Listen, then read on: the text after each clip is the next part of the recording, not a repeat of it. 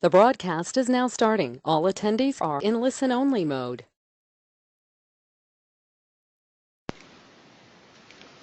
All right. Good morning, everybody. Thank you so much for taking the time out of your day to join me in this webinar. I'm really excited to bring this information to you. It's kind of a new webinar, some new information, something that we haven't gotten to do for a while. So I'm really excited that you're here. Thanks again for taking the time out of your morning to be here with me. My name is Tasia Peterson. I'm the creative manager here at the creative department at IAMS.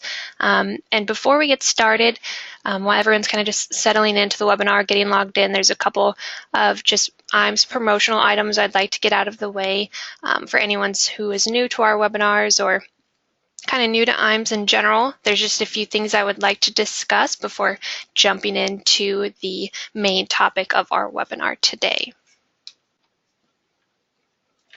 So the first thing I'd like to discuss is our IAMS website. So if you haven't had the opportunity to go online and check our website out yet, I strongly encourage you to do so at IAMSinc.com. There's just a wealth of resources and tools, industry knowledge and links, and just really great things to help you in your day-to-day.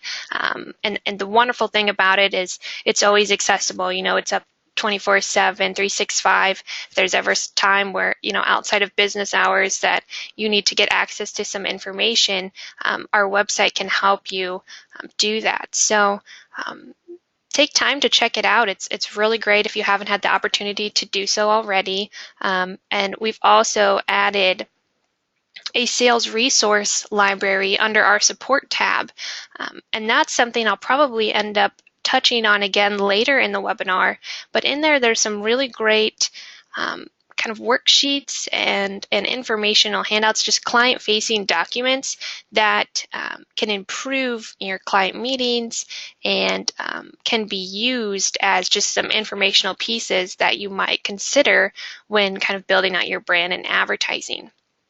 Now, to get access to some of these tools, you will need to have an account set up on our website if you do not already. It's very simple. All you need to do is just go online and register. We do manually approve those, so there is a little bit of turnaround time in getting access after registering, but we do try to get that approved within the business hour. If you ever have any issues with our website, something's not working correctly for you or you're having a hard time getting logged on, feel free to give me a call. Myself or anyone in the creative department can help you with any of the troubleshooting as far as our website goes. The next thing I'd like to discuss is just some of the training events and just some events that we do in general for our producers that are a really great time resource, kind of a networking resource. This one in particular is the Life and Annuity Academy. We bring our top producers and they come in to talk about their sales ideas and strategies, what has been working for them, what hasn't been working. It's just kind of great to get to meet them and have some time with them and ask questions, be around people who are also in your shoes, since there are times where, even though we're the independent agent, doesn't mean you have to be alone. There's people here to help you. We're here, IAMS are here to help you, and kind of the whole IAMS family in general is here to help you. So it's a really awesome training event. It's about 2.5 days worth of content. Also, we have carrier representatives comes out. We have IAMS speakers come and talk about some of the sales topics and tools that will be of advantage to you. I know the most upcoming one is the end of March, but feel free to call in and figure out what the rest of the dates are for this year. The seats do fill up quickly, so if this is something that interests you at all, feel free to give us a call and we'll provide you with a little bit more information. On the other hand of some of the trips that we do, we also put together a marketing summit about every 1.5 years or so. And this is just an overall producer social and educational event. Just a really great time to, again, network and unwind and just kind of learn from the other producers around you who are also a part of the IAMS family. The one happening this year is actually next week in Arizona, and they're doing it at a really fabulous kind of hotel resort with one of the best golf courses in the Southwest. So really exciting, and I know we'll be preparing another one and start releasing information on that soon. So just want you guys to have a heads up and stay posted, and keep looking on the information that will be coming out in regards to the next trip. So now I hope everyone's kind of settled into the webinar. I'd like to jump into the meat of the discussion, what we want to actually talk about today. If you missed it earlier, my name is Tasia Peterson. I'm the creative manager of the creative department here at IAMS. And today, this is kind of a unique webinar, something I'm really excited to get to discuss with you guys. So again, thank you for being here and giving me some of your time this morning. We're going to be talking about branding, which is a kind of a huge topic, something we could be talking about all week if we wanted to, but I'll try to keep this under an hour today. And just the foundations of, what is a brand? How do I get started developing a brand? How do I use and promote my brand to grow my business? So with that, we'll go ahead and dive right in. So the first question I want to talk about is, what is a brand? How do you define a brand? It's a definition that's really kind of morphed over the last few decades, where not only is a brand a label, a label on a product or some sort of adjective or representation of how you identify where something is coming from and who it is coming from. You'll see I've linked the actual definition from the dictionary here, and they go on to say a type of product manufactured by a particular company under a particular name. And that's such a basic definition, because it's really evolved to encompass so much more now. So not only are you explaining that you own, you're the person delivering, manufacturing or selling these products and these services, but you're also representing an attitude, an identity, what you stand for, what your goals are, what you hope to, bring to your clients' lives. Just really great. You'll see with kind of some of the examples I've listed here on the right that they're all recognizable, and with each one, they'll evoke kind of a certain feeling from you. With the Coca-Cola logo, for example, you see that and you think about the movement, the fun colors, the liquid, the way it tastes. Probably you've seen a commercial where they actually have some really fun, like heartwarming commercials, and that's the attitudes that they represent, that they put out, and they work really hard to construct that. So you think Coca-Cola, you think positivity, family, that delicious thirst quenching soda that you've been craving all day. So it's really a lot more than just an identifier. Same goes with like the Nike logo, for example.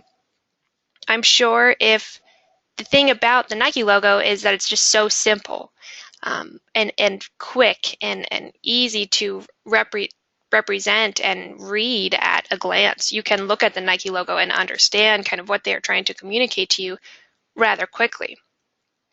I'm sure if there was somebody out here who didn't know what the Nike logo looked like and asked you, hey, what's this Nike logo everybody's been talking about?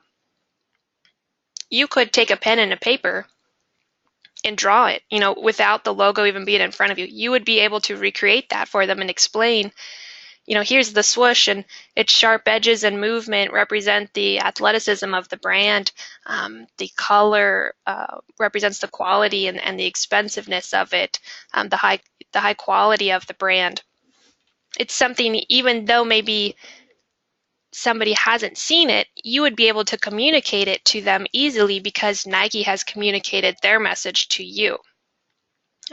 So kind of whenever you think or hear or see a brand name, again, you're not only thinking of the product, you're thinking of the services, any kind of like past interactions or impressions that they've given off. So, the last time you went to Walmart, you think, was your cashier nice? Did you have a hard time finding a cart? Were they sold out of a certain product? Did you run into somebody nice or rude? You remember all of those internally and associate that with, do I enjoy going to Walmart? Do I not enjoy going to Walmart?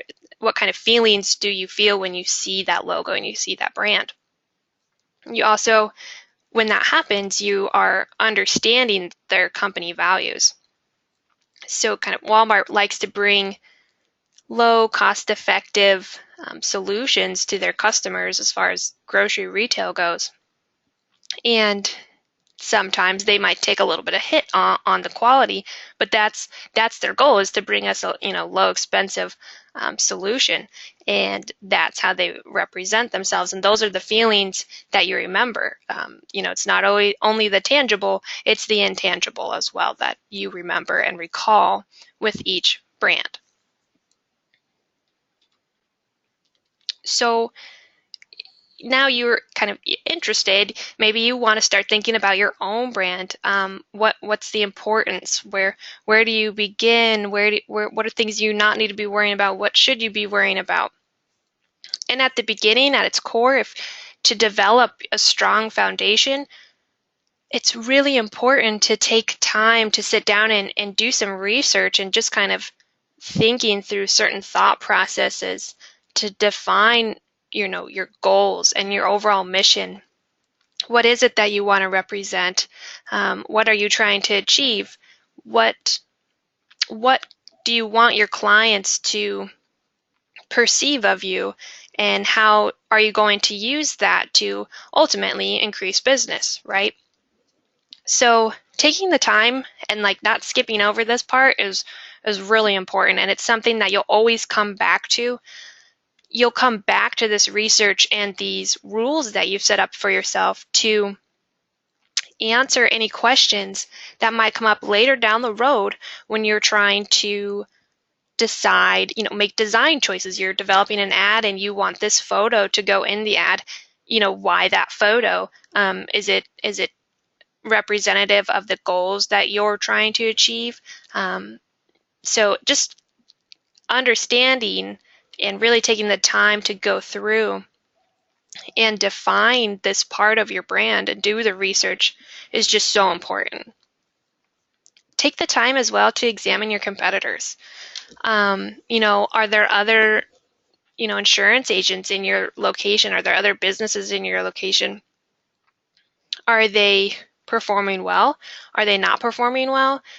You can take their experiences and their mistakes and learn from them, so you don't have to make those mistakes, but you kind of get that benefit of figuring out why it wasn't working and taking that information and applying it to your own business. So how are you going to be able to rate yourself on the scale of success if there's not anybody else on that scale with you? So really taking some time to go through and see, who are my competitors advertising to? How are they doing it? Are they more successful at gathering this certain type of prospect or converting, their prospects to clients? Or maybe they're not, and what should I avoid, and what should I maybe start trying to implement? The next thing that kind of after going through all the research and identifying and defining these rules that you want to follow would be jumping into the design work. You've got to work on developing a business name. A lot of people ask me, I have no idea what kind of business name to choose. I just have no idea. Do you have any advice? Do you have any help that you can offer on this certain topic? And a lot of times what I tell them is to include their name in the business name. And the reason for that being is because you might be doing business already for 20 years. and you've never had a logo, and maybe you've never had like a solid name that you've used when representing your business or advertising your business. But just because now you're considering creating a logo for yourself and creating an identity for yourself doesn't mean that you're going to alienate any of the previous clients that you have worked with. They will be able to recognize, oh yeah, I've done work with Smith before. So, Smith and Associates, oh yeah, Smith, he's a great guy and I've loved every interaction with him, and wow, this new look looks really good on him. So being able to kind of find a way to bridge what you were, representing before, how people were identifying you before when you haven't taken the time to put together a visual representation of your brand, will be important when making that switch, that switch in the train of thought and starting this process. Is that always the best thing to do or the right answer? No, that it isn't. So just think about kind of where you are, where your business is and its timeline of things, and try to think about what choice would be the most appropriate for you. And after kind of going through and figuring out what business name, it's going into the logo design, and that's something that's really exciting and can be a lot of fun. And it's just trying to find out, you've gone through and figured out what your values are, and what you want to represent, and converting that into a visual statement. And then taking that brand and applying it to functional pieces and marketing pieces. So kind of getting a little bit more in depth of trying to figure out, the rules and the expectations that your brand is going to be held to. Take some time to think about what is it that sets you apart from everybody else. What values are you bringing to the table? What is making you unique? You can really think about anything, not just what service or products that you're offering. It goes much more beyond that. Even your location, for example. There could be other people in your location, or maybe you have you live in an area where there aren't a lot of competitors. Maybe your location is the most convenient location, the most fun location to get to. Think about your personality. Are you somebody that, maybe your competitors are saying you can only submit business to me, or I prefer to do my talking over email only, and no phone, no client meetings, or something ridiculous like that. And you love the face-to-face interaction. You love having workshops and getting to be there. And if that's the case, take time to think about that and write that down and figure out how you want to use your personality when making brand choices. It can also be the kind of skill sets you bring to the table. What's your education, your background? What kind of experiences have you had? Even your hobbies. There's been cases where clients will choose you because you have hobbies in common. So think about, the personifying your business as well, bringing kind of that human element into it, and just really thinking about what makes you unique, and how are you going to use that when you are trying to appeal to your target market, and why ultimately do clients choose you. If you have clients that you've worked with, think of some of the clients you have really great relationships with up to this point. And if you feel comfortable, ask them, what is it about me that makes me so great? Getting to ask them and get their feedback would be very helpful in kind of figuring out what's setting you apart from everybody else. On the flip side, you'll want to think about who is your ideal client. You want to take the time to sit down and determine who it is exactly that you want to market to, and define your customer personas. You'll want to think about all the clients you've ever had, who, or your clients that you wish to have, okay? who is the best client and who was the worst, and what kind of experiences were the best, what experiences were the worst. The goal is for all your clients to be your best client, right? So you'll want to take the time to define the categories that your clients fall under. And why? Because you'll always come back to this information. You will need to refer to these personas because they will determine every choice that you make when developing your brand. So again, this goes back into that research and having that wealth of knowledge and everything, written down and laid out in front of you so you can refer to this when making these decisions later down the road. Which, by having this information well thought out, helps you make those decisions and keep those decisions consistent. And you'll kind of notice that throughout this whole process, consistency is key. Plays a huge role. So when kind of going through, your brand needs to answer the needs of your ideal clients. You don't want to be answering the needs of any clients. It wants to be your ideal clients. You'll want to dedicate the time to figure this out because you are going to now eliminate the time wasted marketing to the wrong or the bad client. So how do you go about defining customer personas? Go through and just kind of identify any common themes or tendencies, kind of traits between the best and the worst clients, your clients on average. Think about their ages, gender. Are they single? Are they married, divorced, widowed? Do they have any kids? What's their occupation? Income levels. What kind of hobbies do they have? Do they have any pets? What's their likes and their dislikes? The list goes on and on. But going through and trying to find out, the common theme for each of the personas you want to market to, knowing this information, knowing who you want to market to and why will, again, be the answers to how to market. Sometimes people ask, how many personas do I need to define?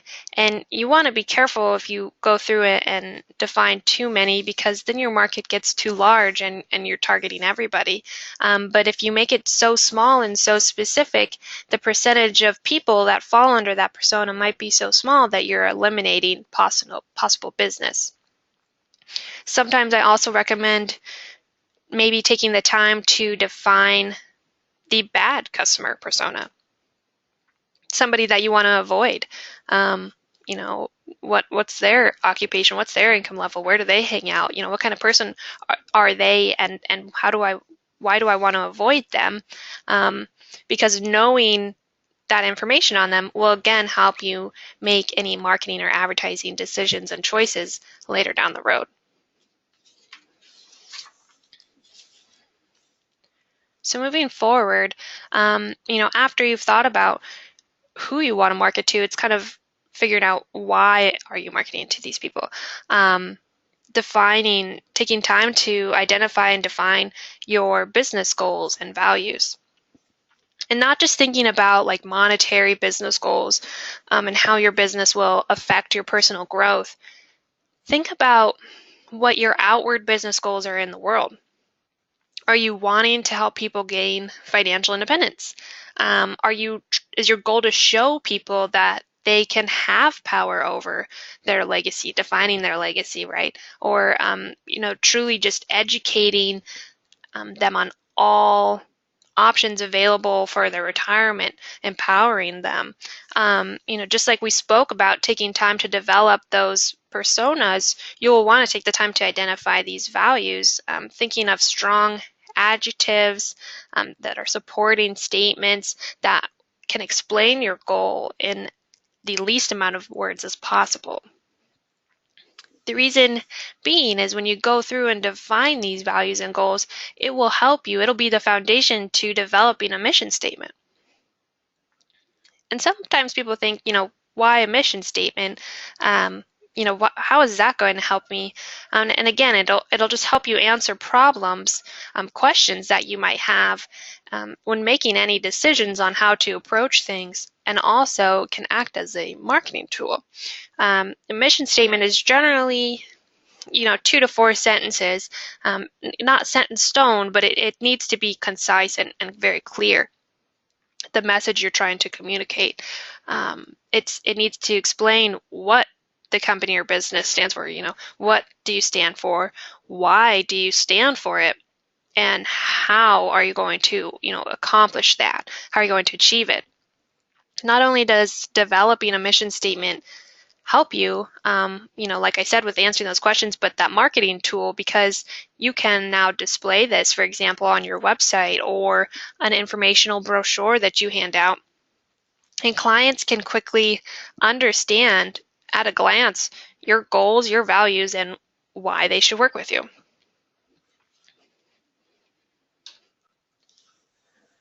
So the next step to consider after doing kind of the hard work and research and going through and answering those questions is to think about how you want to apply it.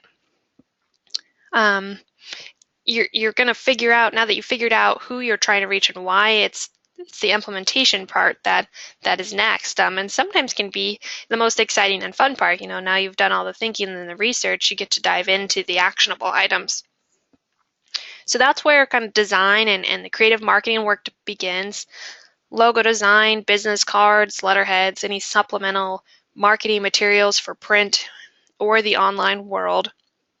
And that's really where the core of the IAMS creative department services come into action. We have a really, really talented team in our department, and we're all here to help you guys and our contracted agents develop their brand. If you're interested, I wanted to take the time real quick to just ask a question, a poll question. If you're interested, we do have some more information about kind of the examples, the things that we've done for people up to this point. It's a great portfolio piece where you can see some examples of logo design, business cards, marketing pieces, and it might help you kind of get some ideas turning in your own head and figure out, what are other people doing and how can I apply that to myself? So if you're interested in receiving a copy, it's just a PDF. If you answer yes, I will make sure I get this information out to you today. So I'll take some time to make sure everybody gets this question answered.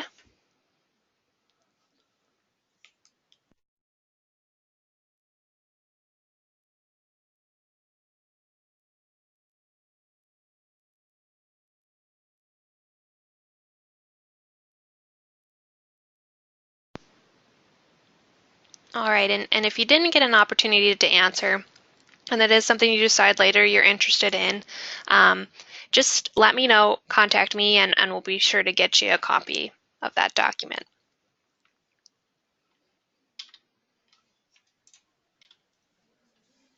So the next thing I want to talk about is diving in a little bit more about the actual visual and the design process of the logo. What exactly is a logo? It's your visual mark. It's at a glance. It's representing your business, those values that you've identified, the services that you bring to the table, and ultimately just your brand attitude in general. There are several different types of logos, and I've listed just some examples here for you because no two logos are really alike, right? And there's different categories that they fall under. So you'll see the first one here that I've got is the Coca-Cola logo. And that's the type of logo you would call a logo type or a word mark, where the logo is, there is no symbol, there is nothing else, it's just text. But the text is laid out in a way that is very unique. It's not something that you could emulate easily. Let's say if you got online and you opened Microsoft Word and you wanted to type, out Coca-Cola, and you try to look through all your cursive fonts, you wouldn't find that, because it was something that was hand constructed to be unique to them and represent visually what they intended. The next one would be a lettermark. So you'll see the example I have here is the IBM logo, and that's just a logo that uses strictly just their initials. And then following that would be the mark or a symbol. So if you ever see a logo that has no initials and no text at all, just call it a mark. That would just be a mark or a symbol. The most popular one is the combination mark. I believe it's 56% of top brands implement that in their business. And that's where you see the combination of text and symbol. And here the example I have listed is Walmart. The last one I wanted to touch base on is an emblem, and that's where text is located within a symbol, or kind of embedded in a symbol. Kind of appears as almost like a badge. So like I said, the combination mark is probably the most popular and easier to tackle choice because of its flexibility. You can use the full logo, with the mark and text in most of your marketing pieces, but you might be working on a piece with limited space, or something unique, like maybe a t-shirt or a mug, or just something where you're applying it and your space is limited. You can use just the mark. So for Walmart's case, an example, their mark would be that kind of starburst symbol, and you will still be representing your brand. People will become familiar enough with you when they see that symbol. They'll be like, oh, okay, I know that's associated with you. And it's also surrounded by the rest of your brand and your brand voice. The key with whatever you choose ultimately is consistency. Once you decide on something and you want to stick with it, don't change it, unless you're planning on doing a total rebrand. Don't change the colors. So if your logo's green one day, the next day it can't be purple. Don't stretch it wide. Don't add any drop shadows or special effects, because modifying the logo ultimately just hurts its integrity, and its recognition ability. If your logo is consistent, it's easier for your clients to recognize, and that consistency and the way that it's clear and follows rules and guidelines, adds that credibility and structure to your brand. So if your logo is consistent, your brand is also consistent. So now you've got a logo. What's the next step? We recommend developing basic functional branded pieces. This includes anything from business cards, letterhead, envelopes, note cards, really anything that you would use when meeting with a client. These pieces are generally like less informative, less of a marketing piece, and more functional. When these pieces are all laid out together and you've gone through and defined, how they want them to look and what information you'd like to be on these, they should feel like a family, like, one united message is being conveyed across all of them.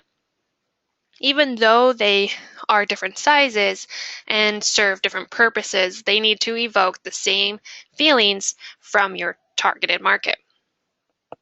And this is something that our creative department can help you with putting together as well. So if that's something you're interested in, just let me know. Give me a call and shoot me an email, and we'll get back to you on how we can help you. So now you're ready to really start beginning your marketing efforts in both the online and offline worlds. And yes, both sides are extremely important. And this is something from now till the till you retire, you'll be thinking about and spending time on as your business grows and develops and changes with the times. It's just something that always kind of needs to be at the forefront of your mind. Think about brochures, flyers, kind of workbooks that you might put together, any videos or social media posts, email marketing, postcards, just the list goes on and on. This isn't, by all means, is not all inclusive. But again, this part, as exciting as it may be, could be a little bit scary. So take time to not get overwhelmed, by the amount of marketing platforms and options that are out there, because you do not need to implement all of them. You don't need to. If you spread yourself so thin across all of the platforms, the quality diminishes. People think, well, I need to get out there on all of them because I need to be in front of as much people as possible. Well, that's not quite true because why? Think back to your customer personas. So your target market, think about where they're going to be, what information, where are they consuming their information. They most likely won't be on Instagram or Twitter if they really love to read the newspaper. Finding out where they will be identifies whether you focus on running Instagram ads or newspaper ads. So once you know where your market is, think of what information they would find valuable, and again, how they would consume that information. Once you show them that you can be of assistance and provide them something of benefit, they will be more inclined to do business with you. Whatever route you decide to take, though, it's again important that you are consistent. So sending out one newsletter won't increase the amount of leads that you get. It's following a marketing plan that helps your market begin to recognize your brand and what you offer. And as you expand, your marketing efforts, as your business is growing and developing, you will be increasing your recognition with every effort, every marketing effort that you complete. Your targeted market will begin to associate your logo and your brand with this quality, the services that you provide, and any kind of scenarios where they've had any interaction with you. They will remember your brand when they run into the situation where they need your service. When they see several of your ads go out, but maybe weren't needing the offered service at the time, the likelihood that they'll remember you when they do need that service is high because you've just increased your overall recognition. You've put yourself in front of your market multiple times, and every time increases that recognition. So when you are kind of branching out and getting into the online and offline realms, any way that you go about it is important to consider the transitions, right? So your brand needs to be seamless across all platforms. So from the print world to the digital world, your brand should feel the same. It still needs to evoke the same feelings that you're intending. It still needs to be targeting those personas that you've identified.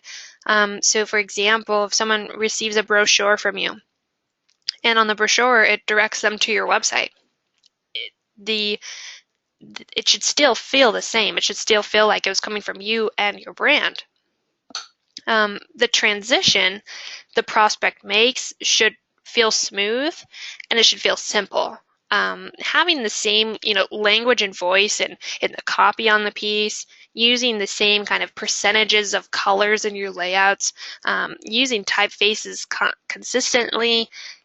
Take the time to define what choices you want to apply, where, and why, and that will help you as you scale.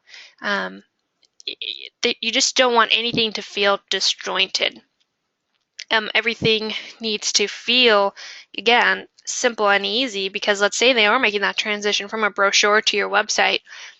The easier and the more simple it is, the likelihood that they'll stay looking through your advertising, your marketing pieces for a longer amount of time increases. And ultimately, hope that they contact you or reach out to you or submit the form on your website or, come to you for your services that you provide. So the amount of time you can increase your stage time in front of them, the better.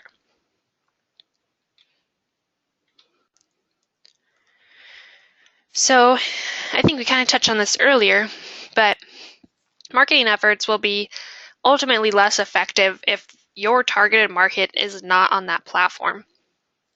If your personas, for example, really enjoy coffee and you'll want to scope out the local coffee shops. Maybe they have space for you to advertise. Maybe you can host an educational workshop there. And since you know this is where your ideal clients are, your likelihood of finding business increases. You want to use the information that you've gathered and use that to your advantage. Now that you've found the right places, advertising consistently is key. So let's say you've decided that they do really love coffee, and this coffee shop down the street is perfect because it's close. They're going to let you put up a flyer, and then maybe you work some sort of deal that they get a free cup of coffee if they come to meet you for a consulting appointment. That just throwing ideas out there, but something like that could work if it's the right thing for your personas. But then you just got to make sure whatever you do find that is working is to increase, keep it consistent. If they see one flyer about an event, it might spike interest, but not always is it enough interest. The interest level might not be high enough for them to follow through the first time. The next appearance that they see, the next time the flyer comes around for the second event that you're offering, they'll think, oh, hey, wow, now this business looks more credible.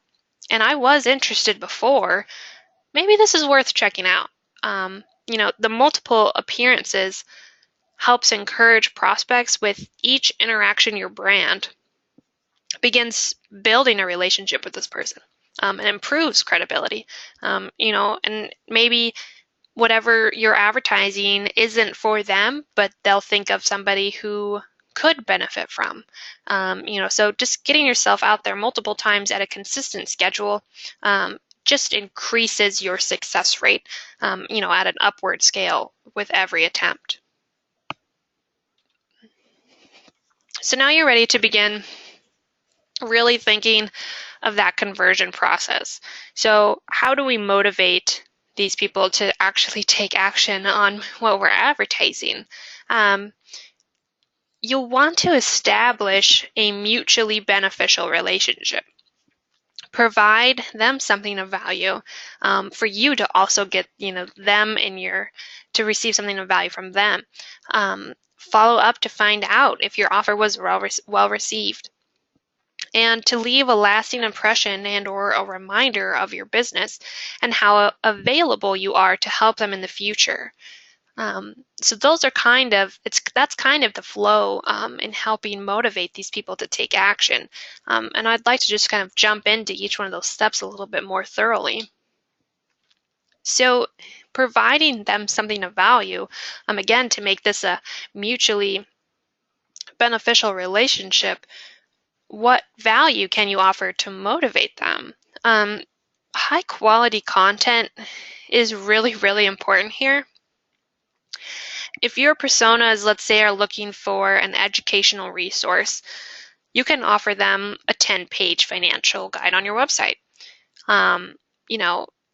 This is where you offer them something that would benefit them, and they, to access that information, would fill out a form, enter their first name, last name, and their phone number and email address to gain access to the information that they wanted.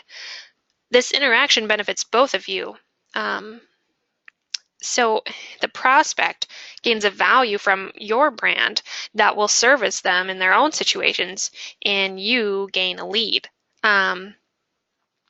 And it doesn't have to be just a workbook or a guide on your computer. It could be something else, like a coupon, or some sort of whatever you think ultimately your personas are looking for. And finding a way to capture their information is also really important. You could have your website filled with valuable resources, but if there's not some sort of way to figure out who's taking advantage of that, how do you follow up with them? Finding some sort of system that works for you is very important here. And then these people turn into a lead. You gain a lead, essentially. You can slowly start involving this new lead into the rest of your marketing efforts.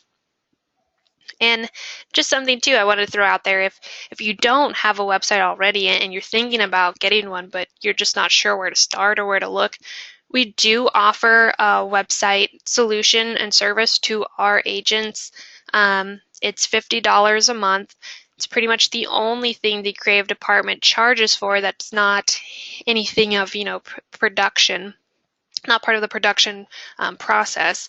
So basically, it's a really awesome turnkey solution. And I know starting a website can be kind of an intimidating thing to start the ball rolling on. And, what kind of copy do I put? What kind of images do I want on there?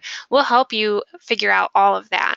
And then go back and forth with you to customize it to be appropriate to your particular agency, or I specialize in life products and I want to highlight this information, and I don't really work in annuities, or vice versa, or maybe I want to add some Medicare information.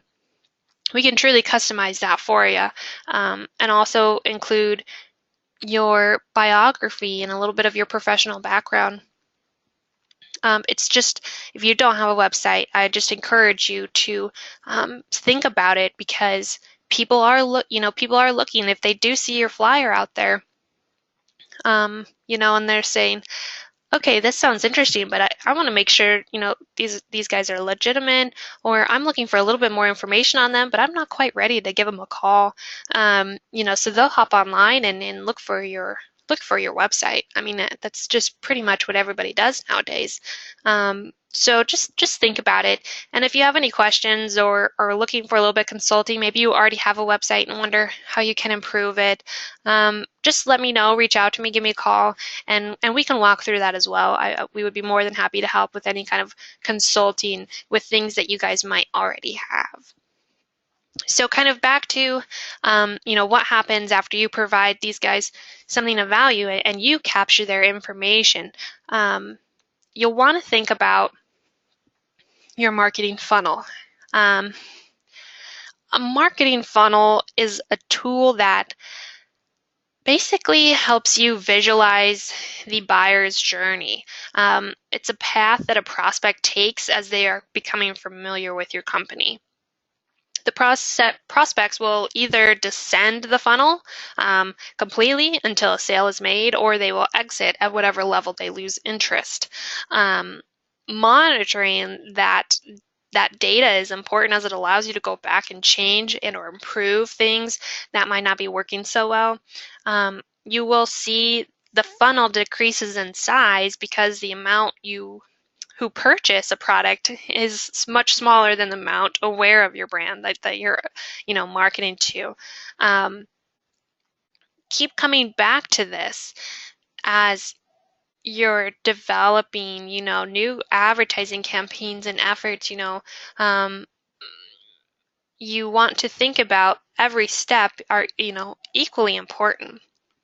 So by raising that awareness, just getting some flyers hung up at that local coffee shop, or taking it down to the library, or maybe you're going to spend a little money on promoting some Facebook advertising, which can be a great way to reach people who are outside of who currently follow your business Facebook page.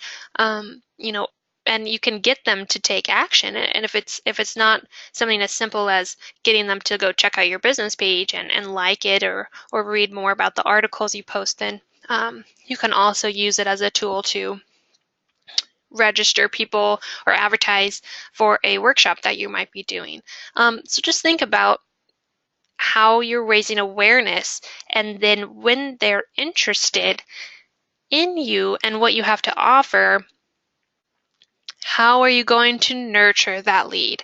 Not always, when people find out about you and are interested, are they ready to buy or take what you have to offer right away, right? So finding some sort of solution to develop that interest into them considering, starting to really consider what it is you have to offer, and then intend to purchase your solution. And that's a really big chunk of the funnel. So like I was saying, kind of that goes back to earlier where, you've got the ad out the first time, interest was interest happened there. And now they're considering you after they saw your ad the second time, and they went onto your website, and then they saw on your website, wow, they have these great tools I can download from their resources panel. And all I have to do is just submit, just take these and apply them or read up on them, their educational tools, or I can watch this video about something that's happening to me, and I don't know very much about this annuity, and getting to learn a little bit more about it. And then they think, wow, the way that I got that information and how I ended up here was really seamless. And it's something that was very beneficial to me. I'm going to follow through, and I intend to do business with this person. So just kind of keep this formula in mind. This is kind of where I want to wrap things up at the end. So it's just keep coming back to this, to your personas, the values that you've identified when building and making choices to implement your brand. And again, the IAMS creative team is here to really assist you with anything that we can on any step through the journey that you might encounter. So don't be maybe too intimidated, because know that you have an awesome team in your back pocket to help you take the next steps. So if you think, I might need a little bit of help with this, but I've understand this part, and now I need to develop some sort of advertising campaign, but I'm not sure where to start. Give us a call.